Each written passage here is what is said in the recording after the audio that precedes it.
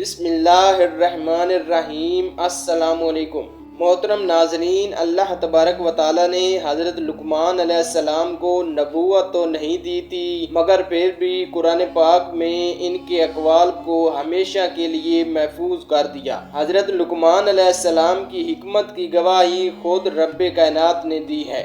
آج ہم حضرت لقمان علیہ السلام کی مکمل زندگی، ان کی حکمت بھری باتیں، ان کی نصیحتیں اور وہ حیران کن باتیں جانیں گے جو قرآن پاک میں بیان کی گئی ہیں۔ شاید ہی آپ نے اس سے پہلے وہ باتیں سنی ہوں۔ تو آئیے پیدائش سے لے کر وفات تک حضرت لقمان علیہ السلام کی زندگی کے اہم واقعات آپ سے شیئر کرتے ہیں، اس لیے ویڈیو کو اینڈ تک لازمی دیکھیں۔ پیارے دوستوں، حضرت لقمان علیہ السلام کا نام قرآن پاک کی سورۃ لقمان میں آیا ہے۔ ان کا پورا نام لقمان بن عنقاب بن صدون تھا۔ آپ حبشی نسل سے تعلق رکھتے تھے اور بعض علماء کرام کا کہنا ہے کہ آپ مصر کے رہنے والے تھے۔ آپ کے بارے میں مختلف اقوال پائے جاتے ہیں۔ کچھ مفسرین کہتے ہیں کہ آپ نبی نہیں تھے بلکہ اللہ کے ولی اور ایک بہت بڑے حکیم تھے، جبکہ بعض علماء کرام کا خیال ہے کہ آپ نبی بھی تھے،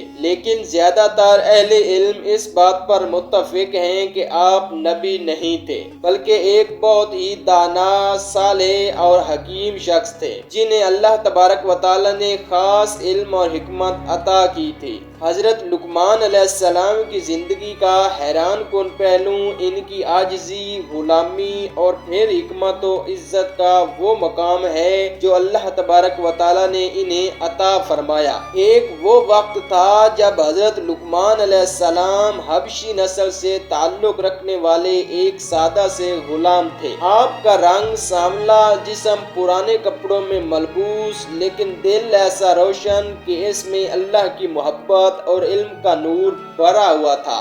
آپ ایک امیر شخص کے غلام تھے۔ ایک دن آپ کے آقا نے آپ کو بلایا اور کہا کہ اے لقمان، میں نے آج ایک جانور ذبح کیا ہے، تم اس کا سب سے بہترین حصہ لے آؤ۔ تو حضرت لقمان علیہ السلام کچن میں گئے اور جانور کا گوشت تیار کیا اور اس میں سے دل اور زبان لے آئے۔ چند دنوں بعد اس مالک نے دوبارہ آزمانے کا سوچا۔ اس نے پھر جانور ذبح کیا اور کہا کہ اے لقمان، اس بار اس جانور کا بدترین حصہ لاؤ۔ تو حضرت لقمان علیہ السلام گئے اور حیرت انگیز طور پر پھر دل اور زبان لے کر آئے۔ مالک حیران ہوا اور اس نے پوچھا کہ اے لقمان، میں نے تمہیں بہترین چیز لانے کو کہا تو تم دل اور زبان لائے، اور جب میں نے بدترین چیز لانے کو کہا تو پھر بھی تم زبان اور دل لائے، اس کا کیا مطلب ہے؟ تو حضرت لقمان علیہ السلام نے نہایت نرمی اور دانائی سے جواب دیا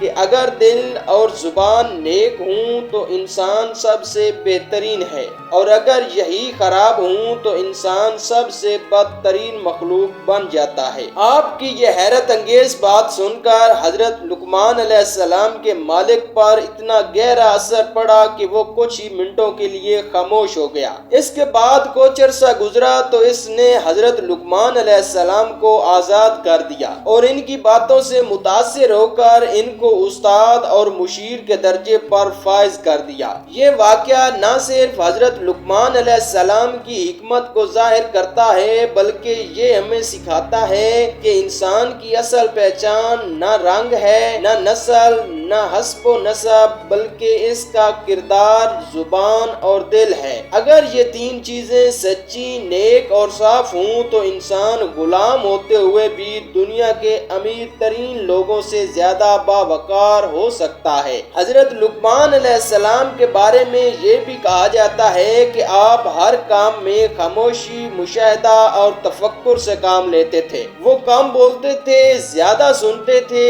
اور ہر بات پر غور کرتے تھے۔ ان کے اسی طرز عمل نے انہیں دنیا کا عظیم حکیم بنا دیا تھا۔ آج ہم جس عزت سے حضرت لقمان علیہ السلام کا نام لیتے ہیں وہ اس لیے نہیں کہ ان کے پاس مال و دولت تھی، بلکہ اس لیے کہ ان کے پاس اخلاق، علم اور اللہ کی دی ہوئی حکمت تھی۔ قرآن پاک کی سورۃ لقمان لقمان جو کہ مکی سورت ہے، اس کا نام ہی حضرت لقمان علیہ السلام کے نام پر رکھا گیا ہے۔ سورت لقمان کی آیات 12 سے لے کر 19 تک حضرت لقمان علیہ السلام کی وہ نصیحتیں بیان کرتی ہیں جو انہوں نے اپنے بیٹے کو کی تھی۔ اللہ تبارک و تعالیٰ نے قرآن کریم میں فرمایا ہے کہ اور ہم نے لقمان کو حکمت عطا کی تھی کہ اللہ کا شکر ادا کرو۔ یہ ایک عظیم اعزاز ہے کہ اللہ تبارک و تعالیٰ نے ان کی حکمت کو خود قرآن کریم میں ذکر فرمایا ہے۔ پیارے دوستوں،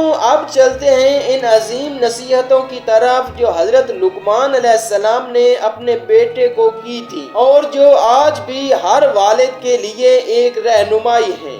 آپ نے فرمایا کہ اے میرے بیٹے، اللہ تبارک و تعالیٰ کے ساتھ کسی کو شریک مت ٹھہرانا، بے شک شرک بہت بڑا ظلم ہے۔ پھر آپ نے فرمایا کہ اللہ تبارک و تعالیٰ نے انسان کو حکم دیا ہے کہ وہ اپنے والدین کے ساتھ حسن و سلوک کرے، خاص طور پر اپنی ماں کے ساتھ جس نے تکلیف اٹھا کر حمل کیا اور دودھ پلایا۔ پھر آپ نے اپنے بیٹے کو یہ بھی نصیحت کی کہ جو مصیبت تم پر آئے اس پر صبر کرو، یہ مضبوط لوگوں کی علامت ہے، اور لوگوں کے سامنے غرور سے منہ مت موڑو، میانہ روی اور نرمی سے بات کرنے کی تلقین کرو، اور اپنی آواز کو پست رکھو کیونکہ سب سے بری آواز گدھے کی ہے۔ حضرت لقمان علیہ السلام کے اقوال اتنے حکمت بھرے ہوتے تھے کہ لوگ دور دور سے آپ سے مشورے لینے کے لیے آتے تھے۔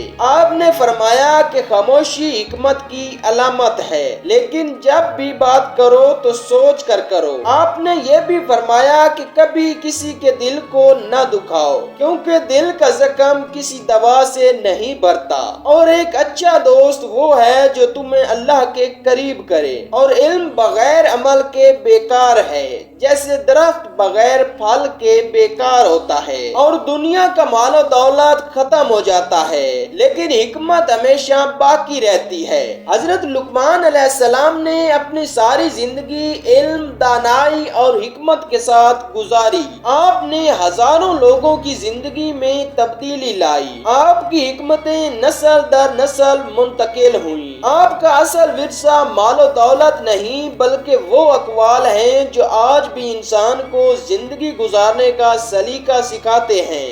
حضرت لقمان علیہ السلام کے وصال کے بارے میں اسلامی تاریخ میں زیادہ تفصیلی روایات موجود نہیں ہیں جیسے کہ انبیاء کرام یا خلفائے راشدین کے بارے میں پائی جاتی ہیں، کیونکہ آپ نبی نہیں تھے بلکہ ایک حکیم، ولی اور اللہ کے برگزیدہ بندے تھے۔ تاہم بعض تاریخی اور تفسیری کتب جیسا کہ تفسیر ابن کثیر اور دیگر روایات میں اشارہ ملتا ہے کہ حضرت لقمان علیہ السلام نے اپنی زندگی نہایت سادگی، قناعت اور علم و حکمت کے ساتھ گزاری۔ انہوں نے اپنی عمر کے آخری حصے میں زیادہ تر وقت تنہائی، عبادت اور نصیحتوں میں گزارا۔ ان کا وصال طبی موت سے ہوا، یعنی کسی بیماری یا بڑھاپے کے سبب ہوا۔ ان کی قبر کا مقام بھی یقینی طور پر معلوم نہیں۔ کچھ مورخین کہتے ہیں کہ وہ فلسطین یا سوڈان میں مدفن ہیں، لیکن اس پر یقین سے کچھ بھی نہیں کہا جا سکتا۔ حضرت لقمان علیہ السلام نے اپنی ساری زندگی علم، دانائی اور حکمت کے ساتھ گزاری۔ آپ نے ہزاروں لوگوں کی زندگیوں میں تبدیلیاں لائی۔ آپ کی حکمتیں نسل در نسل منتقل ہوئیں۔ آپ کا اصل ورثہ مال و دولت نہیں بلکہ وہ اقوال ہیں جو آج بھی انسان کو بہتر سے بہتر زندگی گزارنے کا سلیقہ سکھاتے ہیں۔ آج جب دنیا میں بے سکونی اور الجھن عام ہو چکی ہے تو حضرت لقمان علیہ السلام کی نصیحتیں ایک چراغ کی مانند ہیں جو ہمیں سیدھی راہ دکھاتی ہیں۔ آئیے ہم بھی اپنے بچوں کو ایسی ہی حکمتیں سکھائیں۔ دنیا فانی ہے لیکن علم، نیکی اور حکمت وہ روشنی ہے جو قبر میں بھی ہمارے ساتھ جاتی ہیں۔ اللہ تبارک و تعالی ہمیں نیک اعمال کرنے کی توفیق عطا فرمائے۔ پیارے دوستوں، اگر آپ کو یہ ویڈیو پسند آئی ہو تو ویڈیو کو لائک اور چینل کو سبسکرائب ضرور کر دیں۔ ملتے ہیں اگلی ویڈیو میں۔ اللہ حافظ۔